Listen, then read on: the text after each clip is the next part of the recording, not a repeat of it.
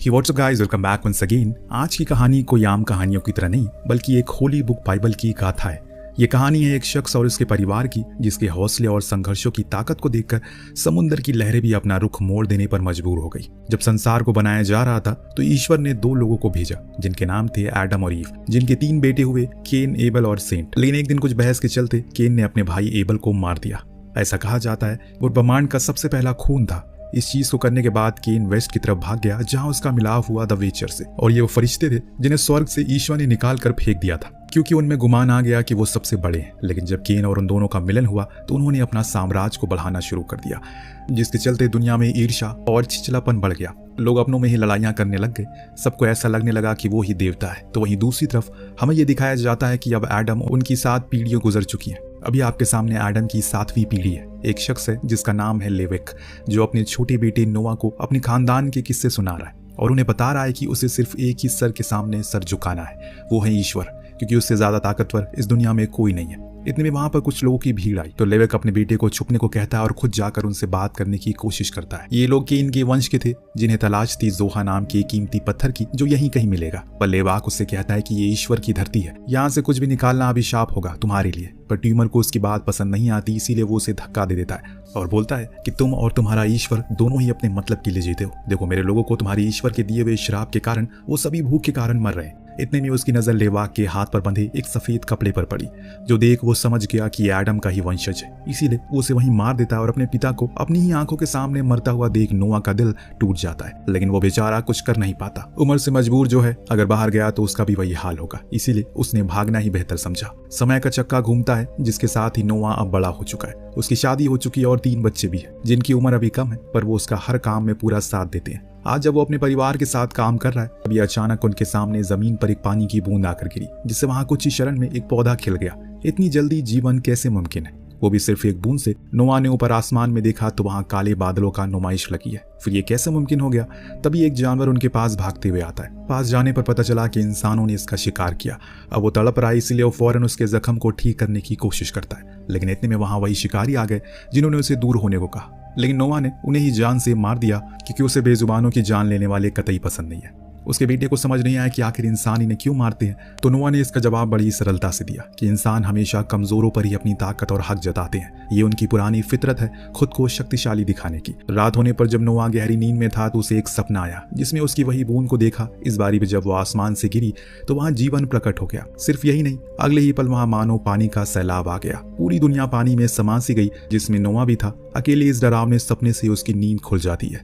लेकिन उसे पता था अब कुछ प्रलय आने वाला है, इसीलिए उसने अपने परिवार से कहा कि चलो जल्दी हमें यहाँ से निकलना होगा, क्योंकि कुछ बड़ा होने वाला है। अब नोआ सभी को लेकर अपने दादा के पास जाने के लिए निकल पड़ता है। हालांकि उसे नहीं पता कि वो जिंदा है या उनकी मृत्यु हो गई, पर उसे ख्वाब में उनका पर्वत देखा। हो सकता है कि वो अभी भी वहीं पर रहते हो सकता है कि ये उसका एक संदेश हो जो बताने की कोशिश कर रहा हो, जल्दी आ जाओ मेरे पास। यहाँ के लोग को तुम्हारी जरूरत है, क्योंकि वही जानते हैं नोआ क्या कर सकता है।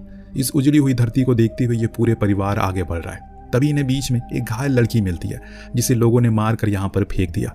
नोआ की पत्नी हेलेना ने उसे अपने पास रख लिया और भरोसा दिया कि उसे कुछ नहीं होने देगी। तभी उन्हें कुछ लोग इनकी तरफ आते हुए दिखाई देते हैं। ये भागकर फौरन एक घाटी के अंदर चले जाते हैं। लेकिन वहां पर अचानक से नोआ के मुंह पर किसी ने मुक्का मारकर उसे बेहोश कर दिया। अब जब उसकी आंख खुली तो उसके चारों ओर ढेर सारे वॉचर्स खड़े थे। ये आपको पता ही है, पहले वो कैसे दिखे ये आज आप देख लो। ये पत्थर के क्यों है ये आपको कुछ ही देर में पता चल जाएगा। फिलहाल अब ये सभी कहते हैं कि हमें इस आदमी और उसके परिवार को मार देना चाहिए, क्योंकि इंसानों ने हमें बहुत तकलीफ दी है। लेकिन एक वॉचर अपने साथियों से कहता है इसके साथ बच्चे और बीवी भी है, इसीलिए बेहतर है कि इसके हाल पर इसे छोड़ दो।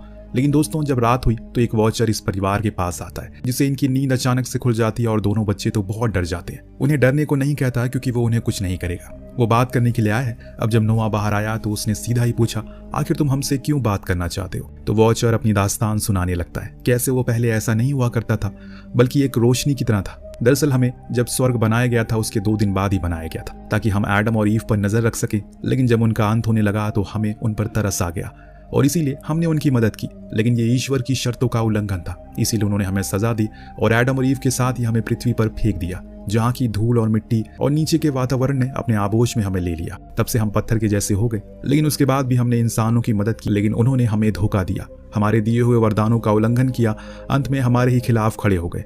ये बात एडम के बेटे केन की हो रही है। उसने अपने लालच और वॉचर की मदद से एक साम्राज्य तो खड़ा कर लिया, लेकिन जितने भी लोग उसके अधीन थे सब के सब उसके जैसे हो गए। और जब इन पर हमला करने लगे, लेकिन एक इंसान था जो इनके साथ था और उसने ही उनकी मदद की, और वो था नोआ के दादाजी। इसीलिए मैं तुम्हारी मदद करूंगा क्योंकि तुम्हारे अंदर मुझे एडम की झलक दिखाई देती है, वो एडम जिसके लिए हम सभी अपने घर को छोड़कर यहाँ पर आ गए, क्योंकि हमें यकीन था कि वो इस संसार को बदल देंगे, पर उनकी औलादों ने सब कुछ खत्म कर दिया। कुछ घंटे बाद ये लोग उस पर्वत के पास पहुंच गए जहाँ नोआ को यकीन है उसके दादाजी होंगे। अब ये लोग उसके ऊपर चढ़ना शुरू करते हैं और जैसा उसने सोचा था वैसे ही होता है। वहाँ उसके दादाजी थे जो नोआ को देख बहुत खुश होते हैं। तो नोआ अपनी परेशानियां उनसे साझा करता और बताता है कैसे उसने अपने सपने में देखा कि जल्दी एक प्रलय आने वाला है जिसमें पूरी दुनिया समा जाएगी, लेकिन इसे बचा कैसे जाए मैंने नहीं देखा। तो दादाजी ने उसे ईडन गार्डन की एक बीज दी। ईडन गार्डन दुनिया का पहला जंगल था जहाँ पर जीव जंतु थे। वहीं पर एडम और ईव को पहला एप्पल मिला था जिसे उन्होंने खा लिया था। दादाजी का कहना है कि उसे ईश्वर ने चुना था तो जरूर वो कोई रास्ता भी दिखाएंगे।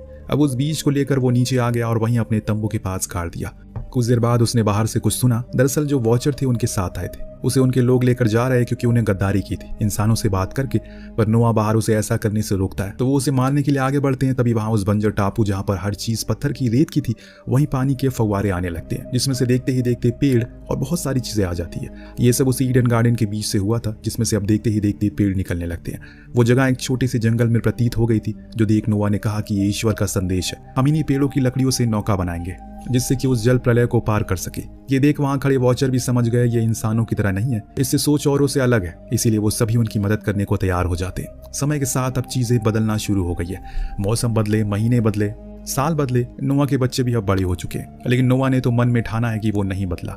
आज भी वो उसी नौका को बनाने में लगा हुआ है क्योंकि उसे यकीन है कि जरूर एक दिन उसकी भविष्यवाणी सच होगी, क्योंकि ईश्वर कभी झूठ नहीं बोलते। इनकी नौका भी अब आधी से ज्यादा बन चुकी है और ये देखने में बहुत ही विशाल है, क्योंकि इसमें इस संसार के सारे इंसान, सारे जीव जंतु, फिर चाहे वो उड़ने वाले हो या फिर रेंगने वाले, सबके सब आएंगे। ऐसे नोआ का मानना है, पर उसके बेटे को यकीन नहीं होता कि ऐसा कुछ होगा। तब नोआ उसे समझाता है कि यकीन सबसे बड़ी चीज है। क्या तुम्हें यकीन था कि यही इस बंजर जमीन पर ऐसा हरा भरा जंगल होगा? क्या तुम्हें यकीन था तुम्हारे पास इतना पानी होगा पीने को कि तुम कई साल तक उसे पी सकते हो? ईश्वर भी बस एक यकीन है, उसके यकीन पर ही हम जिंदा हैं। उसके एक इशारे पर दुनिया पलट सकती है, फिर ये तो बहुत छोटी चीज है। इतनी में अचानक से लाखों की तादाद में पंछी उड़कर उनकी तरफ आने लगते हैं। इनकी नौका के अंदर चले जाते हैं, पर सिर्फ यही नहीं, रेंगने वाले भी जानवर अब आना शुरू हो गए, जो देख नोआ समझ जाता है कि अब समय आ चुका है। ईश्वर हमें संदेश दे रहे हैं कि तैयार रहने का। उसके बेटे को भी अपने बाप पर खुद से ज्यादा यकीन हो गया, क्योंकि चीजें मुमकिन हो रही है। जो भी कुछ हो रही है उसके पिता ने उसे मुमकिन बनाया है। एक दिन जब ये लोग काम कर रहे होते हैं तो वहां ट्यूमर अपने लोगों के साथ आता है, वही शख्स जिसने नोआ की आंखों के सामने उसके पिता को मारा था, क्योंकि वो सेंट का वंशज है, यानी कि एडम का तीसरा बेटा, और ट्यूमर केन के वंशज है जिसने अपने भाई को मार डाला था, और दोनों का खून एक ही है, लेकिन अंतर बहुत ही ज्यादा है।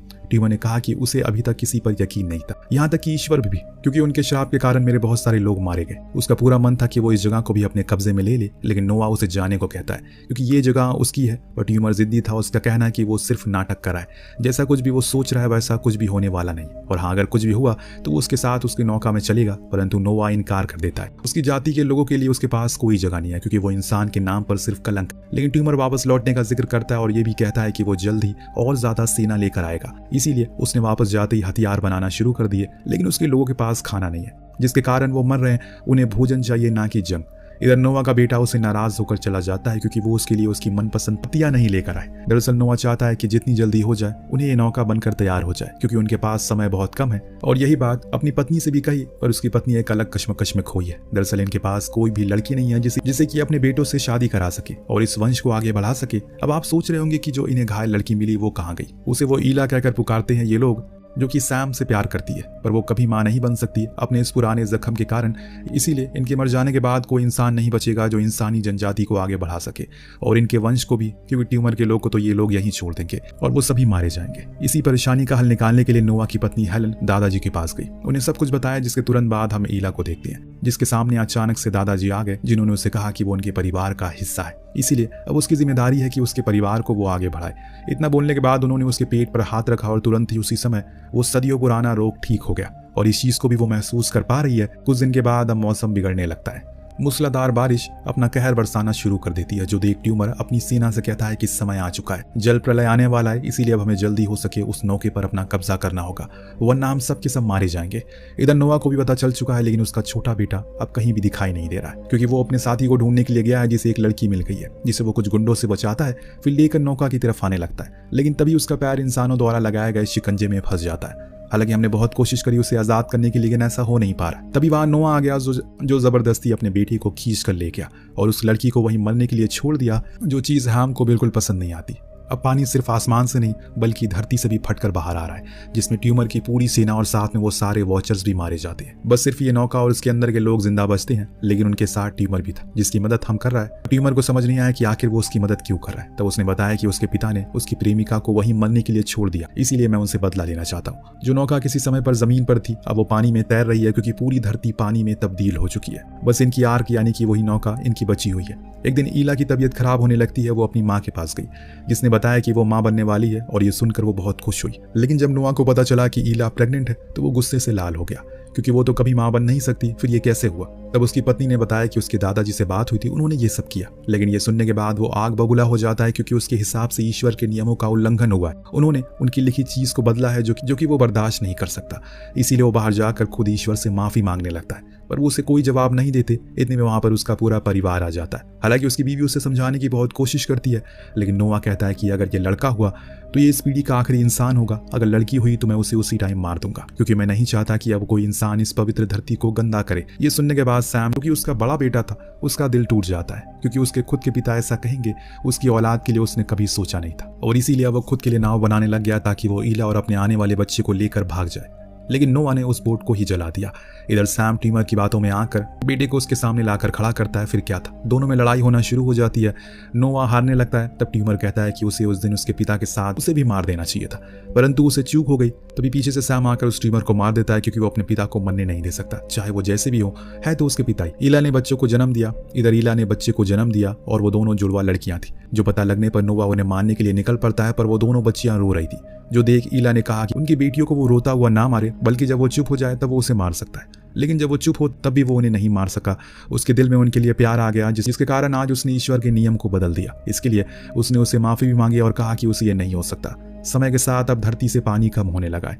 ये फाइनली जमीन का हिस्सा मिल गया इन्हें, यानी कि एक हरा भरा टापू जहाँ जीवन था और खाने पीने की चीजें भी। और इसीलिए ये लोग वहाँ अपना डेरा जमा लेते हैं। फिर नोआ अपने परिवार के साथ नहीं रहता है, क्योंकि उसे लगता है कि उसने जो कुछ भी उनके साथ किया वो किसी गुनाह से कम नहीं है। उसकी सजा वो अकेले रहकर खुद को दे रहा है। उसने खुद को नशे में ढाल लिया। फिर जब एक दिन उसकी बेटी उसे देखने आए तो उनसे अपने पिता की ऐसी हालत देखी नहीं गई। उन्होंने उनसे विनती करी कि वो आकर उससे साथ में रहे, पर नोआ को ऐसा लगता है कि उसने अपने परिवार को धोखा दिया है, कि उनके ऊपर संसार की जिम्मेदारियां थी ताकि फिर से धरती को आबाद किया जा सके। आखिर में वो एक इंसान है और गलतियां इंसान से ही होती है। उन्होंने आखिर में दया और प्रेम को ही चुना, इसीलिए उन्होंने उनकी बेटियों को नहीं मारा।